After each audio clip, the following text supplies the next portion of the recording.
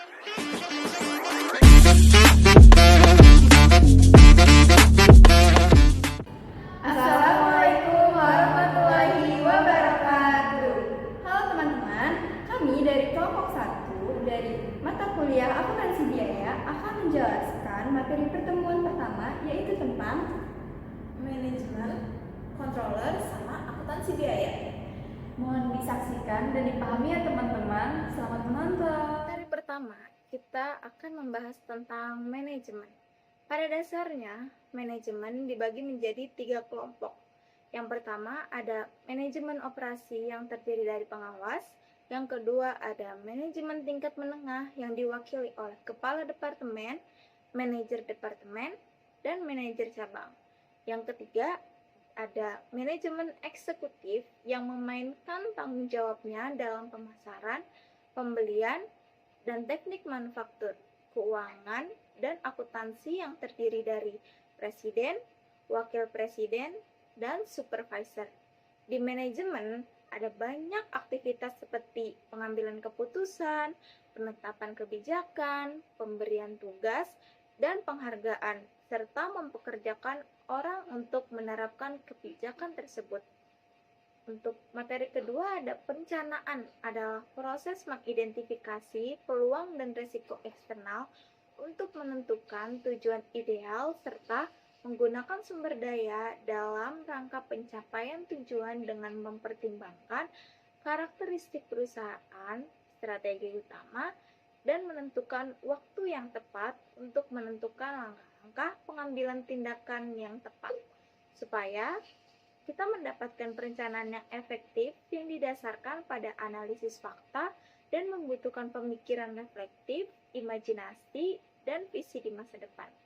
Adapun 3 jenis rencana yang dapat diidentifikasi di unit bisnis. Yang pertama ada rencana strategis, membutuhkan pemahaman yang komprehensif tentang perusahaan dan lingkungannya, mulai dari mengidentifikasi peluang, ancaman eksternal dengan masa tanggung yang tidak teratur. Yang kedua ada rencana jangka pendek atau biasa disebut anggaran, dijelaskan dengan cukup rinci agar anggaran datang pada akhir periode anggaran dapat menggunakan laporan keuangan berbasis anggaran. Yang ketiga ada rencana atau anggaran jangka panjang yang mencakup 3-5 tahun, berisi informasi rinci tentang target indikator keuangan dan dapat dimodifikasi berdasarkan peristiwa yang diselesaikan. Yang ketiga ada pengorganisasian. Istilah organisasi ini merujuk pada sistematisasi komponen-komponen yang saling berhubungan antara satu dengan yang lainnya. Upaya pengorganisasian termasuk motivasi orang lain untuk bekerja sama demi kepentingan perusahaan. Dalam organisasi biasanya terdapat keterlibatan berbagai divisi, departemen, sampai cabang fungsional. Setiap unit organisasi kemudian diberikan tugas dan tanggung jawab oleh manajemen. Pembagian kerja yang efektif di antara para pekerja merupakan hal yang penting dalam mencapai tujuan perusahaan. Hal penting lainnya adalah hubungan antara manajer dan hubungan antara atasan dan bawah. Yang keempat ada pengendalian, upaya yang dilakukan oleh manajemen secara terstruktur dalam pencapaian tujuannya. Konsep pengendalian ini teknis dan pengendalian bisnis adalah 2 hal yang berbeda. Pengendalian teknis sendiri dirancang sedemikian rupa sehingga pengukuran fisik digunakan sebagai input informasi dan berfungsi secara independen satu sama lain tanpa intervensi manusia. Sedangkan dalam bisnis, proses manajemen menggunakan pengendalian yang selalu melibatkan keputusan individu. Dalam bisnis, kendali dapat dicapai dengan tindakan orang lain dengan cara bekerja sama. Selanjutnya materi 5 yaitu otoritas tanggung jawab dan akuntabilitas. Otoritas adalah kemampuan untuk menginstruksikan seseorang untuk berpartisipasi atau tidak dalam aktivitas tertentu. Tanggung jawab muncul dari hubungan antara atasan dengan bawahannya yang berhak meminta orang lain untuk melakukan tugas tertentu. Sedangkan akuntabilitas adalah melaporkan hasil keorganisasian yang memayungi. Selanjutnya, materi keenam yaitu peranan controller. Controller bertanggung jawab atas fungsi akuntansi dan mengatur proses manajer dalam perencanaan dan pencapaian tujuan manajemen. Controller juga menginformasikan perencanaan masa depan perusahaan serta mengelola aktivitasnya. Selain itu, controller juga mengawasi metode perencanaan dan manajemen perusahaan. Materi ketujuh, peranan akuntansi biaya. Akuntansi biaya memberikan informasi mengenai alat yang mereka butuhkan untuk merencanakan dan mengelola kegiatan operasional mereka, memastikan peningkatan kualitas dan melakukan efisiensi serta membuat keputusan rutin dan strategis. Dengan mengumpulkan, melihat, dan menganalisis informasi tentang biaya dan manfaat, manajer dapat membuat keputusan yang tepat. Di sini juga ada fungsi akuntansi biaya. Fungsi akuntansi biaya antara lain adalah mengembangkan dan menerapkan strategi dan anggaran, menentukan biaya produk dan layanan, menentukan anggaran dan keuntungan, serta memilih alternatif. Dengan demikian, akuntansi biaya membantu manajer dalam membuat keputusan yang tepat. Ada juga anggaran. Anggaran adalah pernyataan tertulis tentang rencana yang dibuat oleh manajemen. Anggaran juga dapat meningkatkan koordinasi pekerja dan klarifikasi kebijakan. Selain itu, anggaran juga dapat memotivasi karyawan dan mengevaluasi kinerja.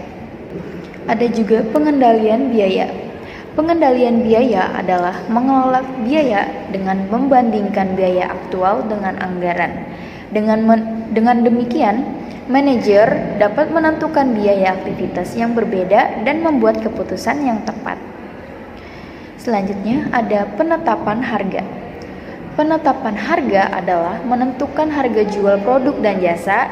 Harga juga harus mempertimbangkan biaya dan permintaan. Dengan demikian, perusahaan dapat memperoleh keuntungan yang maksimal.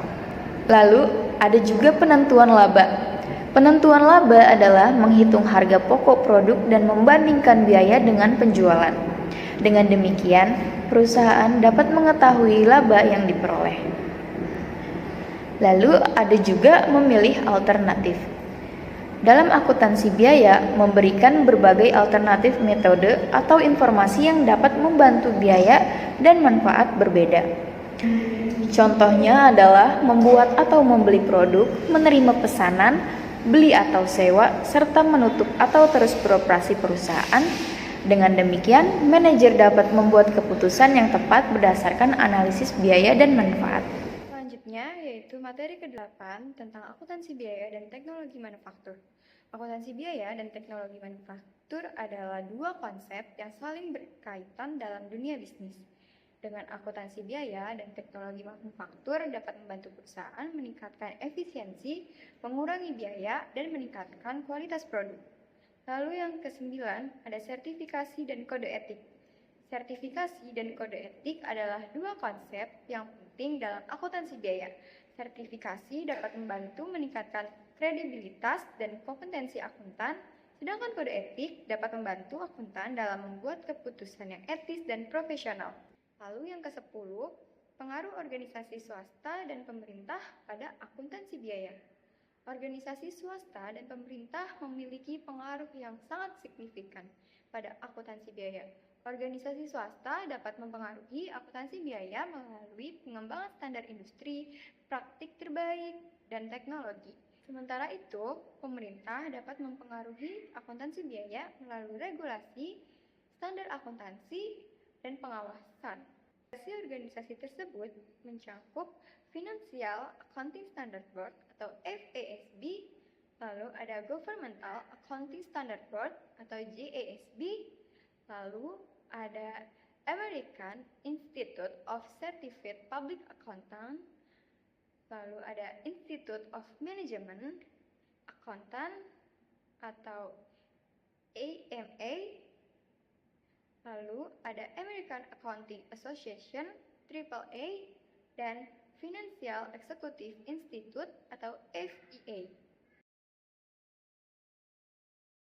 Lalu materi yang terakhir yaitu Dewan Standar Akuntansi Biaya. Dewan Standar Akuntansi Biaya atau Cost Accounting Standard Board (CASB) yang dibentuk oleh parlemen pada tahun 1970 dan 1980 membubarkan CASB dan didirikan kembali pada tahun 1988.